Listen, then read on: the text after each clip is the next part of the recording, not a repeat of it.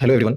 आज मैं आपको बताऊंगा बैंक की उन जॉब्स के बारे में जिसको ज्वाइन करने के लिए आपको कोई भी रिटन एग्जाम देने की जरूरत नहीं है और क्वालिफिकेशन चाहिए इसके लिए बस 12th पास। तो नॉर्मली आपने जो सुना होगा कि बैंक में जो वैकेंसीज निकलती है वो निकलती है बैंक पीओ और बैंक क्लर्क के लिए, जिसके लिए मिनिमम क्वालिफिकेशन होती है ग्रेजुएशन और मिनिमम एज क्राइटेरिया होता है 21 और उस जॉब को पाने के लिए आपको प्री मेंस और इंटरव्यू तक देना पड़ता है। लेकिन बैंक में कुछ ऐसे पोस्ट भी है जिनको आप 12th पास करके भी ज्वाइन कर सकते हैं। तो यहाँ पे 3 ऐसे पोस्ट हैं। तो सबसे पहला पोस्ट है प्यून का, सेकंड पोस्ट हुआ सब स्टाफ और थर्ड पोस्ट होगी डेली वेजर। तो यहाँ प्यून और सब स्टाफ काइंड ऑफ एक ही तरीके के पोस्ट है और डेली वेजर में भी काम आपको वही रहता है, बट आपका जो पोस्ट रहता है वो परमानेंट नहीं होता। यहाँ यूजुअली इंटरनल सिलेक्शन की जाती है और सिलेक्शन जो होता है वो मेरिट बेस पे होता है।